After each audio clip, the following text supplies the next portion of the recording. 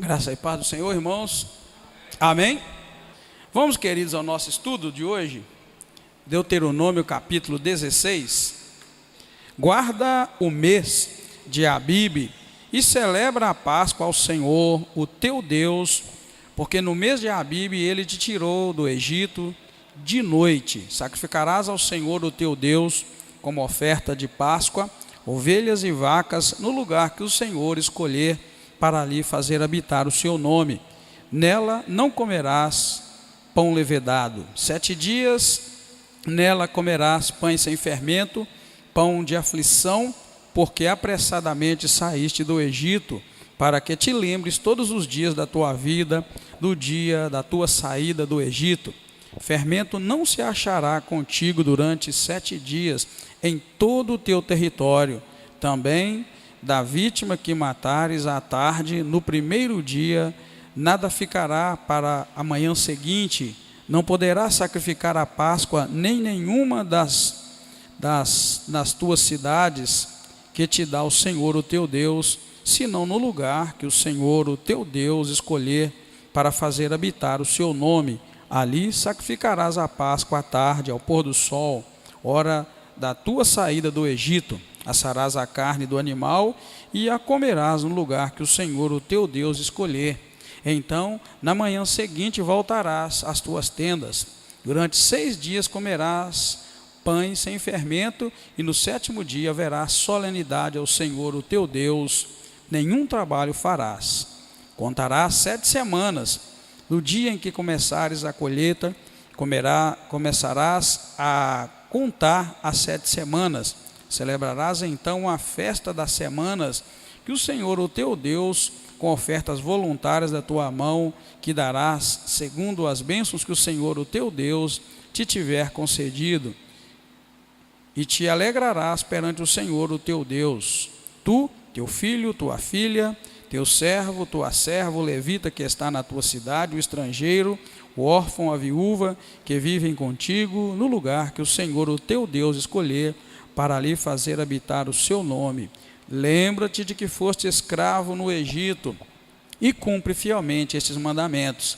Celebrarás a festa dos tabernáculos durante 7 dias, quando houveres recolhido os produtos da eira e do tanque de prensar uvas. Tu te alegrarás na festa, tu, teu filho, tua filha, teu escravo, tua escrava, o levita, o estrangeiro, o órfão e a viúva, que habitam em tua cidade.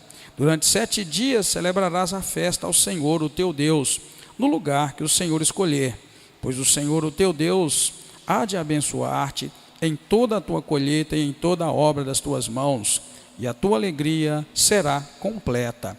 3 vezes no ano, todos os teus homens aparecerão perante o Senhor, o teu Deus, no lugar que escolher. Na festa dos pães sem fermento, na festa das semanas e na festa dos tabernáculos. Ninguém aparecerá de mãos vazias perante o Senhor. Cada um dará segundo as suas posses, segundo a bênção que o Senhor, o teu Deus, lhe houver concedido. Constituirás juízes e oficiais em todas as cidades que o Senhor, o teu Deus, te der entre as tuas tribos, para que julguem o povo com reto juízo. Não torcerás a justiça, nem farás acepção de pessoas. Não tomarás subornos, pois o suborno cega os olhos dos sábios e perverte as palavras dos justos. Segue a justiça, e só a justiça, para que vivas e possuas a terra que o Senhor, o teu Deus, te dá. Não estabelecerás um poste sagrado junto ao altar que levantares para o Senhor, o teu Deus, nem levantarás para ti estátuas, coisas que o Senhor, o teu Deus, detesta. Amém? Pai querido, muito obrigado por esta oportunidade. Obrigado, Deus, porque o Senhor tem te manifestado a nós de maneira gloriosa. Agora pedimos ao teu Espírito Santo que mais esta vez fale conosco. Nós te bendizemos, nós te agradecemos, em nome do Senhor Jesus Cristo. Amém. Pode sentar, queridos. Deuteronômio 16, como o livro mesmo todo é repetição, da lei, É Deus lembrando o povo das leis e das ordenanças que Ele já havia dado. Esse texto, por exemplo, nós vamos encontrar esses relatos no livro de Êxodo 12, Levíticos 23, Números 28, são textos que nós vamos encontrar esses relatos. Então, na verdade, tudo já foi dito lá atrás, e mais uma vez o Senhor então agora fala com a nova geração, cobrando deles e apresentando para eles algumas regras que eles deveriam cumprir assim que eles entrassem na terra prometida, tá bom? Então esses são os assuntos que nós vamos encontrar. Vai falar da Páscoa, das festas das semanas, da festa dos tabernáculos, e depois Deus vai instruir o povo de Israel a como administrar a justiça. Deus é um Deus justo, então Ele cobra também que aqueles que o servem sejam justos, não justos aos nossos olhos, mas justos de acordo com o padrão de Deus, de acordo com a vontade do Senhor. Então, queridos, nesse capítulo 16, o povo é convocado a 3 celebrações anuais. O povo é convocado a celebrar a Páscoa, a festa das semanas e a festa dos tabernáculos, tá bom? A primeira delas, que é a Páscoa, lembraria a saída apressada do Egito, na qual eles deveriam comer, além do sacrifício que o Senhor pede para que eles sacrificassem, tá? No momento da saída, o que eles sacrificaram para comer? Quem lembra? No momento da saída, o que Israel sacrificou para comer? Quem lembra? Hein? Foi um cordeiro, tá, irmãos? Então todos nós aí, estudantes da palavra de Deus, da escola bíblica dominical, sabemos que Israel sacrificou no dia, na noite, vamos chamar assim, da saída, que foi uma saída apressada, eles sacrificaram um cordeiro. Mas note aqui que é adicionado a esta celebração da Páscoa, o que nós vamos encontrar aqui, é que eles iam sacrificar, além do que já era sacrificado na Páscoa, o Senhor pede, além do que eles sacrificaram na saída, o Senhor pede no versículo 2, que eles sacrifiquem ovelhas e vacas. Veja que o clima aqui já é, por isso que nós estamos falando de festas, tá? Que nós colocamos lá, ó, o povo é convocado a 3 celebrações, a 3 festas. Agora aqui o sacrifício, sacrificarás ao Senhor o teu Deus, olha bem, como oferta de Páscoa. Eles iam sacrificar ovelhas e vacas, e tinha que ser no lugar que o Senhor escolhesse para que eles fizessem. A diferença do sacrifício da noite anterior à saída do Egito para o sacrifício da festa é muito claro e fica muito tranquilo. Lá nós sabemos que o sangue daquele animal que foi sacrificado foi passado nos umbrais das portas, e ali serviria de sinal para que o anjo, quando viesse matar os primogênitos, olhasse aquele sinal e não entrasse para atacar nenhum primogênito que estivesse daquela porta para dentro. E todos nós sabemos que aquele cordeiro que foi sacrificado e aquele sangue do cordeiro que foi passado ali é um símbolo, né, irmãos? Quem lembra? Símbolo de quê? Símbolo de Jesus. Então não poderia ser jamais o que Deus pede agora que eles fazem aqui. Aqui é para sacrificar ovelhas e vacas. Jamais poderia ser. Por quê? Vou explicar para vocês.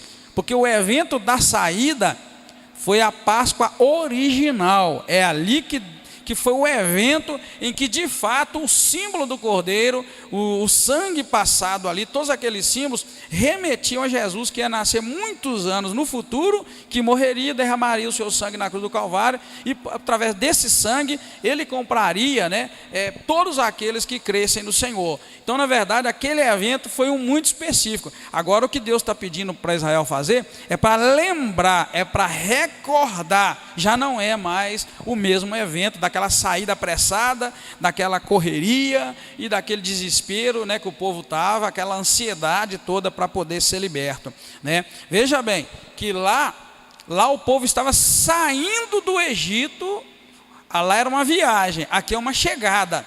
Na verdade, Israel está chegando agora na terra prometida, e onde Deus convoca eles, né, para eles fazerem este sacrifício, tá bom? Então eles deveriam ali, irmãos, lembrar, Deus estava cobrando deles que eles comessem o sacrifício e comessem pão sem fermento. E Deus cobra deles que não existisse fermento na casa deles durante 7 dias.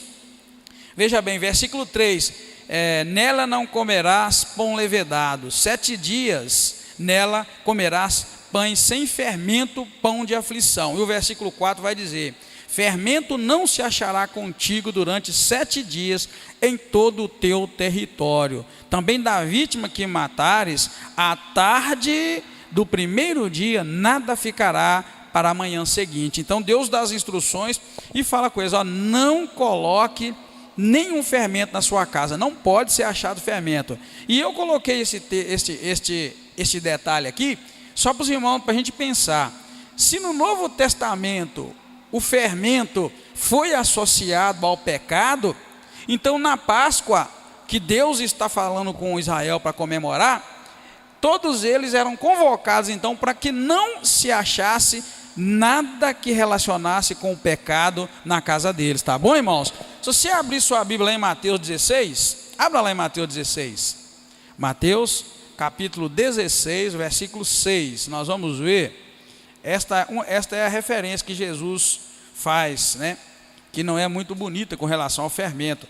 Mateus 16, do 6 ao 12, vocês vão ver Jesus dizendo: olha, tomem cuidado com o fermento dos fariseus e dos saduceus.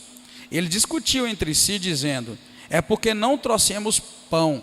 Jesus, percebendo isso, disse: homem de pequena fé, por que discutis entre vós sobre não terdes trazido pão? Não compreendeis ainda, nem vos lembrais dos 5 pães, como para 5.000 homens, e de quantos cestos recolhestes?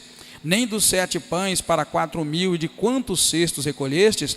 Como não compreendeis que não vos falei a respeito de pão, mas que tomasseis cuidado com o fermento dos fariseus e dos saduceus? Então compreenderam que não dissera tomasse cuidado com o fermento do pão, mas com os ensinamentos dos fariseus. Está vendo, irmãos? Então Jesus aqui associa fermento com pecado, com ensinamento errado que os fariseus ensinavam, e com isso fazia as ovelhas do Senhor, fazia os servos do Senhor tropeçarem. Então a associação com o pecado, aquela é muito grande.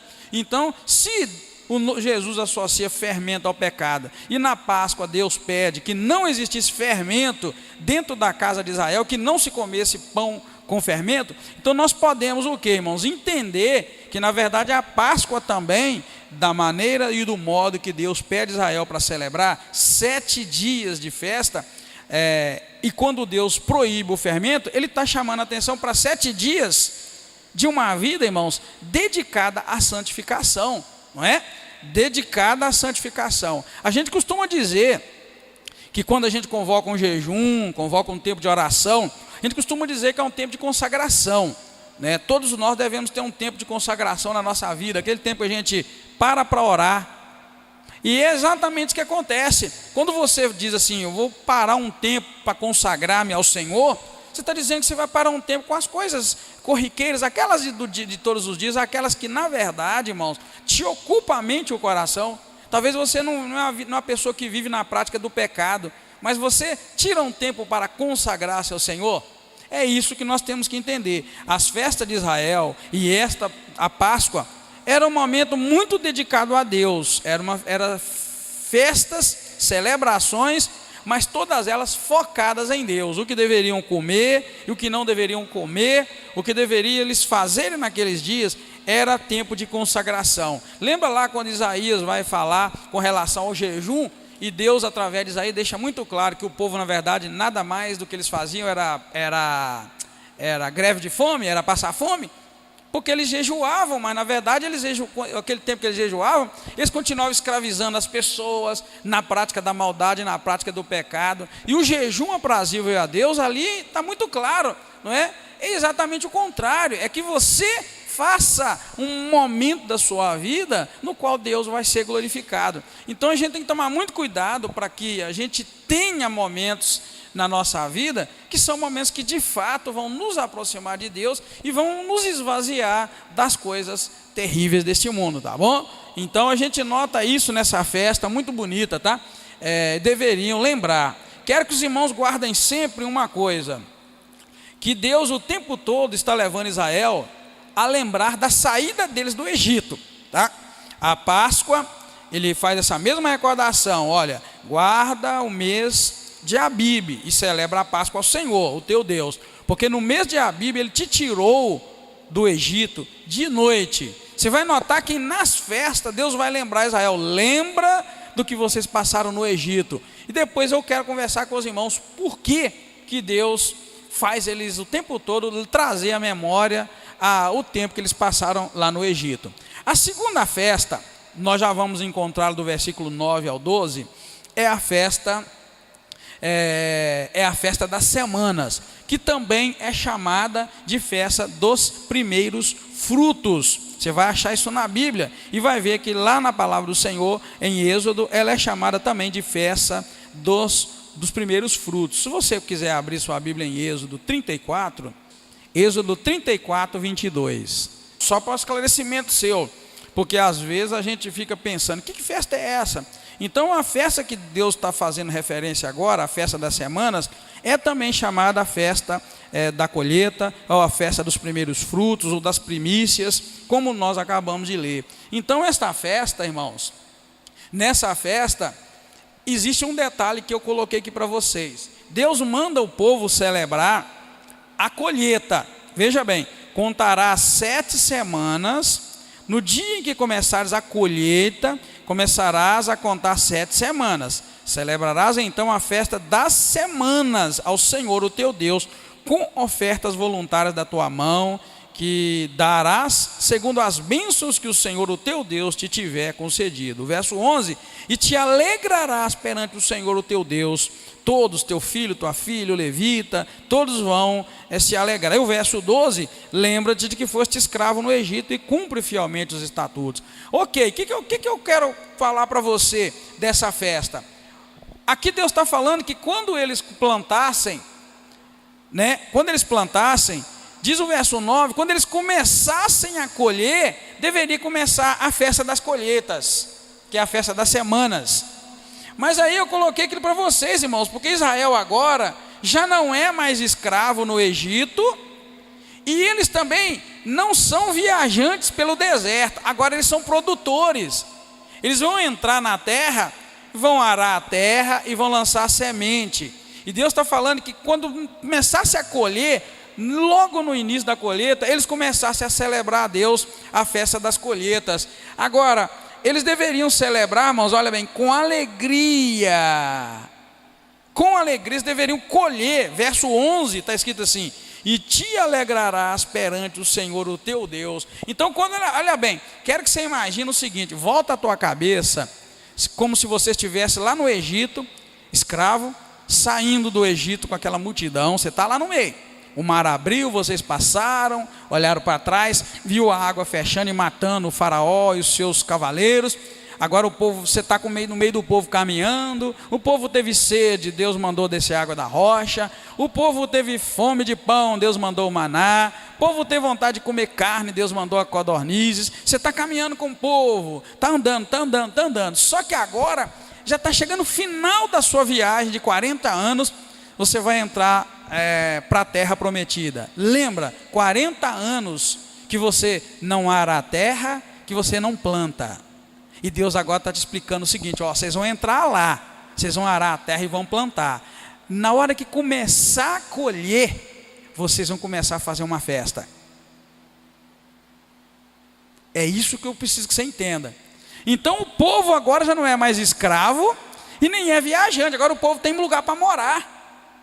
E eles vão plantar e vão colher. E Deus começa a pedir a eles que eles façam essa festa, a festa da colheita, a festa das primícias ou dos primeiros frutos, quando começasse a colher e quando terminasse. Era para o povo fazer aquilo e era para alegrar. O verso 11 diz assim: te alegrarás perante o Senhor o teu Deus, tu, teu filho, tua filha, teu servo, tua serva, o levita que está na cidade, o estrangeiro, o órfão, a viúva, os que vivem contigo no lugar que o Senhor teu Deus te deu. Fique alegre e alegre-se perante o Senhor. Então há uma novidade muito grande nessa passagem, irmãos, que é esta: um povo que não plantava e nem colhia, agora quando eles plantarem, quando começar a colher, é para alegrar, é para fazer festa, para celebrar o Senhor.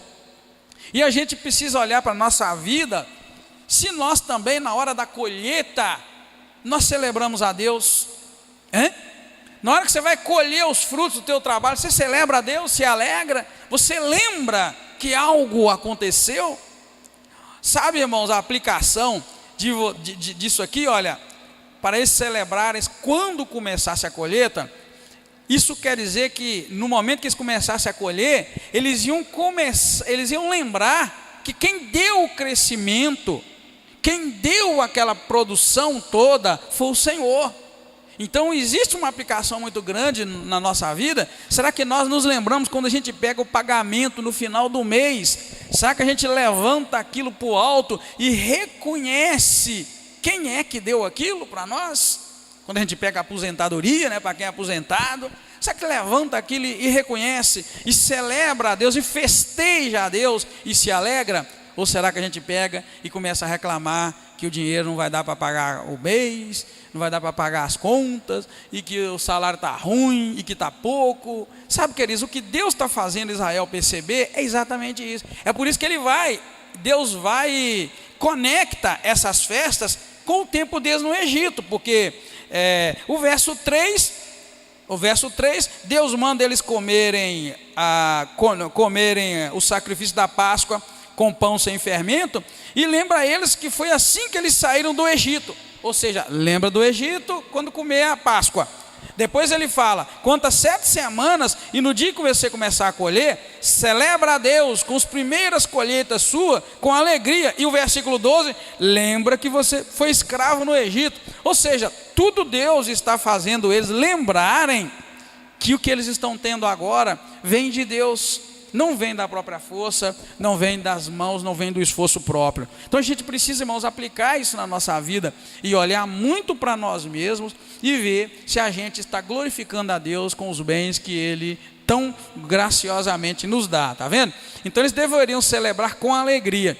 Agora, imagina aí todos nós que temos a mente boa para poder criar cenas. O que seria para Israel ficar alegre, alegrar? O que seria alegria para nós hoje, celebrar com alegria o Senhor? Na verdade o Salmo vai dizer isso, né? Celebrai com júbilo ao Senhor. Quando Deus manda se alegrar na presença dEle, o que você pensa de Deus? É outra pergunta que eu te faço. Quando Deus fala para o povo de Israel no versículo 11, e te alegrarás perante o Senhor, um Deus que pede para você se alegrar perto dEle, o que você pensa dEle? Eu fico pensando só uma coisa, com tanto texto que fala para alegrar na presença de Deus, eu fico pensando, o que Deus pensa de nós, quando Ele olha para nós no culto, a gente está assim. Se Ele perde tanto para se alegrar, Ele é Deus, Ele sente emoções, e que Ele gosta que a gente esteja alegre perto dEle. Eu não sei onde a gente tirou essa ideia de Deus, que quando a gente está cultuando, a gente tem que fechar a cara o máximo que a gente puder. Eu não vejo isso. Eu estava lendo isso aqui, lembrei do Salmo, né? O Salmo 100 que fala celebrar com júbilo ao Senhor. Aquele texto que diz que a alegria do Senhor é a nossa força. Eu fiquei pensando, Deus é um Deus, então diferente daquilo que eu sempre imaginei. Se Ele manda o povo alegrar na presença dEle, alegrar é alegrar, não é? Alegrar é alegrar. A gente não muda o clima da nossa... Quando a gente está alegre em casa, o que um crente faz quando está alegre em casa? Vamos lá. O que um crente faz quando está alegre em casa? Todo crente quando está... A primeira coisa que ele faz, ele liga um hino no rádio, não importa onde, no celular, né? Que hoje é celular, mas a primeira coisa, ele liga um hino. E você sabe que muda o ambiente de uma casa com música, de uma casa com choro. Quem aqui já foi numa casa com choro? Eu já fui demais. Gente, ir numa casa com choro é muito bom. Ir numa casa com choro é muito muita experiência espiritual. Mas qual ambiente que você prefere estar? Numa casa com choro ou numa casa com festa?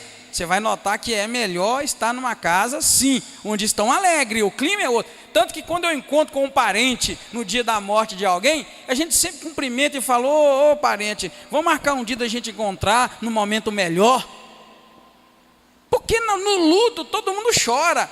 E querido, e quando eu fico vendo Deus falando com Israel mais de uma vez, se alegra na presença do Senhor, come e bebe, igual nós lemos no capítulo anterior, né? Deus falando com eles assim: come e bebe na presença do Senhor.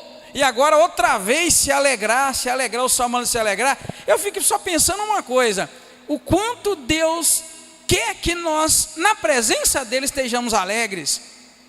E a gente cria um ambiente totalmente diferente. A gente imagina que quanto mais cara fechada, mais santo e mais Deus agrada. E eu vejo que não é bem isto que Deus quer que a gente esteja, quer que a gente esteja alegre, né? Feliz por quê? Feliz por causa do Senhor, por causa da presença dEle, porque Ele está presente, porque Ele é Deus, que Ele está no controle, não é? Então, queridos, eu quero que você preste atenção, porque o Senhor aqui, quando chama o povo a se alegrar na presença dEle, isso é muito significativo para nós.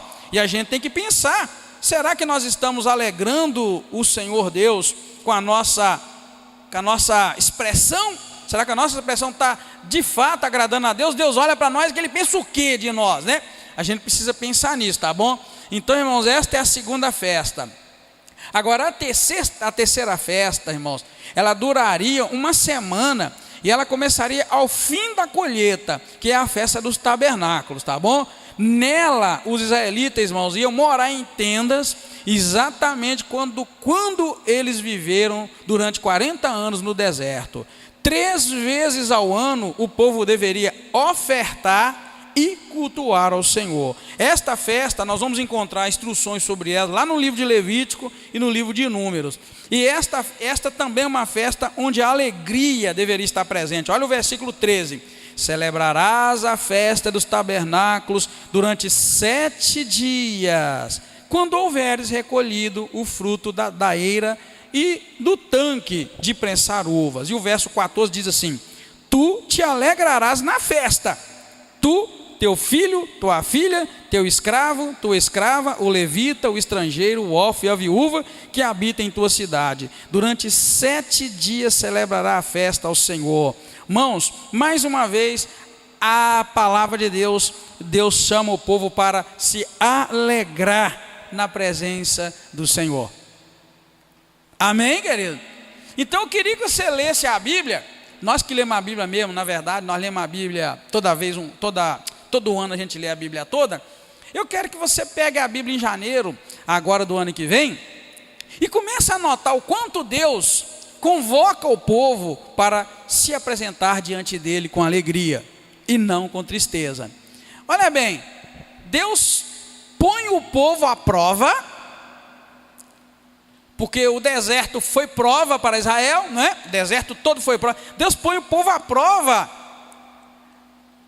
Mas quando o povo murmurava, Deus ficava bravo. Murmuração é o oposto, irmãos, de alegria. Murmurar é reclamar. Alegrar é até mesmo menosprezar a circunstância ruim e alegrar no Senhor. Lembra dos 12 espias? 10 deles murmuraram e 2 não murmuraram, muito pelo contrário, os camaradas animaram e levantaram com gás e meio que pressionando a multidão para acreditar e crer no Senhor. Então, querido, eu quero que você pense muito bem. A gente fala onde. Você conhece alguma pessoa que é murmuradora? Você conhece alguém que é murmurador? Um dos significados de murmurar, irmãos, você sabe muito bem, é reclamar. Não é? Reclamar. E ninguém que reclama, reclama alegre. Reclama triste. Porque o meu salário, porque o meu serviço, porque minha casa, porque minha rua, porque meu esposo, porque minha esposa, porque meu filho, minha filha, porque a pessoa que murmura, ela é triste. Ela é uma pessoa carrancuda, abatida.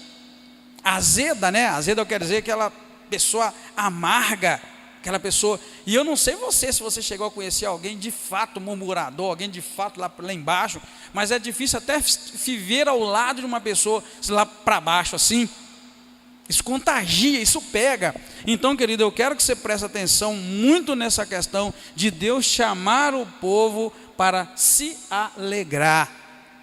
E eu quero que você comece a desenvolver em você um coração menos triste, um coração menos murmurador, menos reclamador, e desenvolver em você um coração mais alegre, satisfeito. Porque Deus é o Deus Todo-Poderoso, é o Deus dono do ouro e dono da prata, Ele é dono de tudo, igual nós pregamos aqui no domingo. Ele pode tudo. Então quando você se mostra triste, é porque você está dizendo: Deus, o Senhor não pode fazer nada por mim. Quando você murmura, você está dizendo: Deus, o Senhor não pode nada por mim, por isso que eu estou assim. Eu estou perdido, Deus, eu estou arrebentado. Você está dizendo: Deus, o Senhor não pode fazer nada. Então, querido, existe por trás da murmuração, da tristeza, algo que desagrada a Deus. Por isso que Deus está falando: façam festa e se alegrem na presença do Senhor, e com júbilo. Por isso que o Salmo vai dizer para celebrar com júbilo ao Senhor. Por isso que a palavra vai dizer que a alegria do Senhor é a nossa força. Ou seja, a nossa alegria tem que estar em Deus é Deus. E não importa o que eu esteja vivendo, Ele é Deus. É aquilo que a gente canta na música aí: se Deus quiser, Ele é Deus, se Ele não quiser, Ele é Deus. Não é assim? É isso, só que isso é para viver. E eu tenho notado que a gente tem perdido muito de Deus, é porque a gente, na verdade, está dizendo para Deus o tempo todo: você não pode nada, não é? Ó, Israel estava sem água, murmurou. Por que murmurou? Porque eles acreditavam que ninguém ia poder dar água para eles no deserto, não é? O povo estava com fome, murmurou por quê? Porque com vontade de comer pão. Murmurou por quê? Porque eles estavam dizendo: ninguém pode nos dar pão. Olha bem, é isso que acontece quando a gente murmura e quando a gente se deixa abater diante de qualquer circunstância. Isso é muito importante para a nossa vida, irmãos. A questão aqui, para alegrar na presença do Senhor, alegrar perante o Senhor, é a melhor forma de você mostrar o quanto você tem fé em Deus, é quando você se alegra na presença do Senhor, descansa, relaxa, na verdade, na presença do Senhor. Lembra Jesus, naquele barco, e os discípulos no barco também, e veio a tempestade, o vento forte. Jesus continuou dormindo, mesmo com a tempestade e com o vento forte. Por que ele continuou dormindo e os discípulos estavam com medo de morrer? Está vendo? Quem tinha fé em Deus ali? Quem estava dormindo ou quem estava com medo de morrer? Então você vê que a atitude de quem de fato, irmãos, está vivendo uma experiência com Deus tremenda e maravilhosa, ele vai dormir diante da tempestade, ele vai dormir diante da circunstância, ele vai ficar tranquilo. Ao passo que quando há falta de fé, a gente murmura, a gente reclama. Lembra que os discípulos viraram para Jesus e reclamaram: Senhor, não se te dá que morramos. Senhor, o Senhor não está vendo que nós estamos à beira de morrer por causa desse vento? E Jesus vai, critica a incredulidade deles, repreende o vento, a tempestade, o mar, tudo acalma. E eles devem ter olhado assustado: o que está acontecendo aqui? E isso, meu irmão, são as características que Deus acaba mostrando para nós, que Ele está ensinando Israel dentro dessas festas e dentro das regras que Ele coloca, está vendo? Então, nessa festa agora, que é a festa dos tabernáculos, versículo 13 ao 17, Israel ia morar em tendas exatamente como eles viveram durante 40 anos. E nota bem, que 3 vezes ao ano eles deveriam ofertar ao Senhor e cultuar a Ele. Porque na verdade o verso 16 vai dizer isso para nós: olha, 3 vezes no ano todos os teus homens aparecerão perante o Senhor o teu Deus, no lugar que o Senhor escolher, nas festas dos pães sem fermento, nas festas das semanas e na festa dos tabernáculos. Ninguém aparecerá de mãos vazias perante o Senhor. Cada um deveria dar daquilo que o Senhor tivesse dado a eles durante aquele tempo, durante o ano da colheita. Por fim, irmãos, Deus aqui vai tratar do versículo 18 ao 22 das questões de justiça em Israel. Sendo Deus justos em seus caminhos, irmãos, Israel também deveria imitá-lo em sua justiça, e eles não deveriam torcer a justiça por nada. Verso 19 diz assim: não torcerás a justiça, nem farás acepção de pessoas, não tomarás suborno, pois o suborno cega os olhos dos sábios. Então Deus aqui está chamando a atenção de Israel, para que Israel fosse justo na hora de julgar. Quero lembrar aos irmãos que, na verdade, agora não era mais Moisés, mas aqueles líderes, juízes, que Jetro tinha dado conselho para Moisés levantar no meio de Israel. Homens que iam cuidar de 1000, de 100, e resolver o caso deles, os problemas, e os problemas mais graves iam chegar a Moisés. Vale lembrar que muito em breve o Senhor vai começar a levantar juízes no meio do povo de Israel, né? Vai levantar juízes, né? Logo depois do livro de Josué, a gente vai começar a ver a atuação dos juízes. E os juízes vão durar até quando? Vamos ver quem lembra. Quem estuda a Bíblia lembra. Os juízes vão durar até quando? Né? Vai durar até quando Deus levanta um rei para colocar para Israel. Na verdade, não era da vontade de Deus levantar um rei para Israel, mas Israel vai pedir, Deus vai insistir, aí o povo vai rejeitar, né, o juízo, a administração direta de Deus, vai querer um rei. Quando consegue ter lá um rei, aí essa era dos juízes, o tempo dos juízes vai acabar. Então Deus já está avisando de uma vez, para que eles tivessem muito cuidado com a forma de julgar, não era para torcer o juízo de forma alguma. Lembrando também para os irmãos que o profeta, ele vai agir dentro de Israel. Os irmãos que já estudaram a Bíblia sabem disso muito bem. O profeta, ele vai ter uma voz de autoridade, de juiz. O profeta, quando ele abrisse a boca, o sacerdote, quando ele abrisse a boca, na verdade eu falei errado, não é profeta, é o sacerdote. Quando o sacerdote abria a boca, ele abria a boca com a autoridade de Deus, para poder levar até o povo a vontade de Deus, como ela deveria ser executada, tá bom? Então, a santidade deles, irmãos, deveria ir além do culto no santuário, indo para a esfera pública e governamental. Por isso que Deus está falando: constituirá juízes e oficiais em todas as cidades que o Senhor, o teu Deus, te der, né? Mas eles deveriam julgar de maneira justa e de maneira reta. E aí Deus acaba entrelaçando essa questão da justiça com a fé, ou seja, justiça e o púlpito, né, de onde o sacerdote ia executar. Porque o verso 20, 21 e 22 vai dizer: segue a justiça, e só a justiça, para que vivas e possuas a terra que o Senhor te dá. Não estabelecerás um poste sagrado junto ao altar que levantares para o Senhor, o teu Deus, nem levantarás para ti estátuas, coisas que o Senhor, o teu Deus, detesta. Então Deus mistura a justiça que deveria ser feita com relação aos homens, ele mistura ela com o altar, para mostrar para Israel que a justiça verdadeira vem de Deus. Por isso, quando alguém diz assim: a justiça vem de Deus, Deus vai fazer justiça, é verdade, Deus é o justo juiz, e Ele faz justiça da maneira correta. Os homens podem errar, mas Deus não vai errar.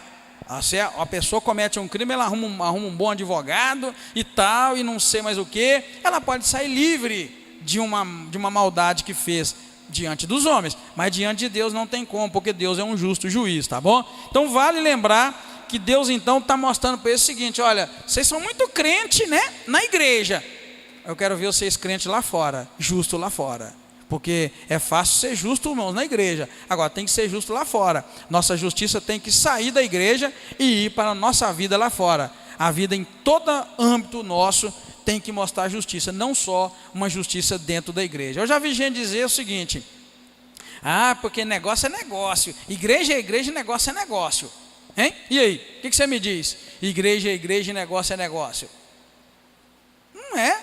Não funciona assim. Igreja é igreja e negócio para crente é igreja. A gente faz um negócio igual estivesse pregando um púlpito, irmão. É isso que Deus está cobrando deles, tá vendo? Para fazer negócio lá fora igual tivesse dentro da igreja.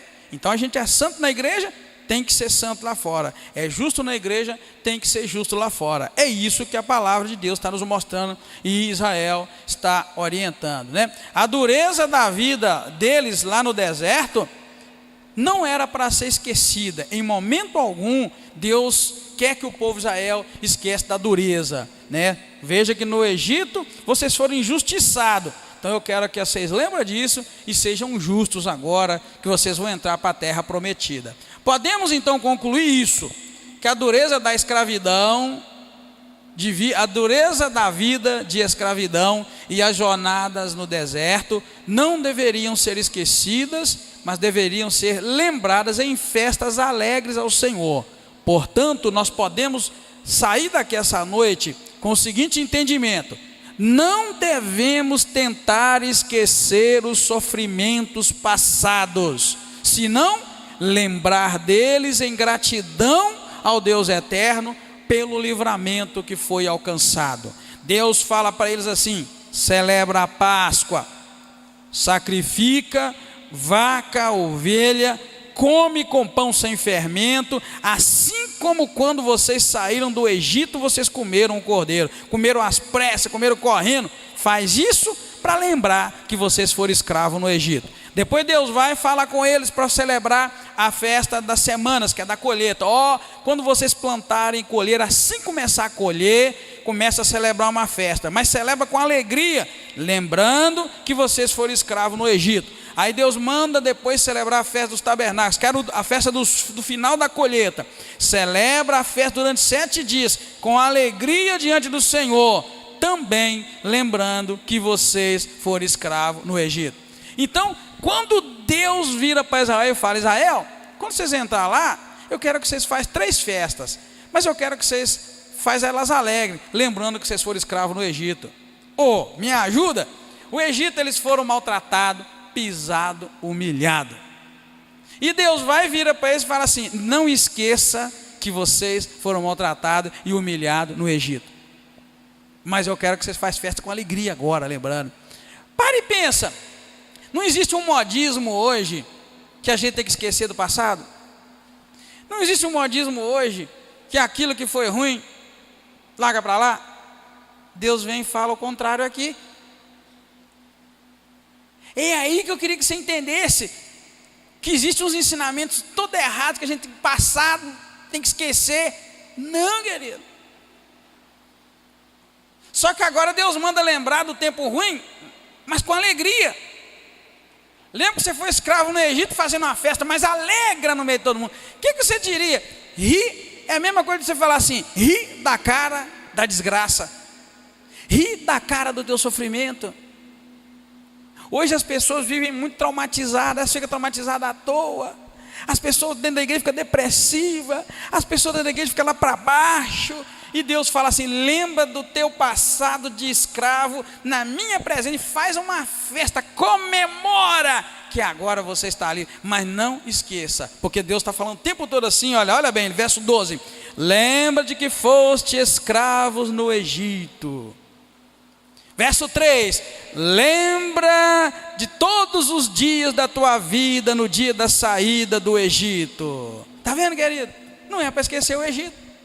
Jesus vem, faz um punhado de milagre, faz um punhado de coisa boa, cura um punhado de gente, ressuscita morto, expulsa demônio, e depois ele é humilhado, maltratado e morre. Aí antes de ir embora para o céu, ao invés de falar para nós: lembra do dia que eu nasci, lembra do dia que eu ressuscitei Lázaro, e faz uma festa, lembra disso, ele vai falar assim: lembra da minha morte até que eu venha.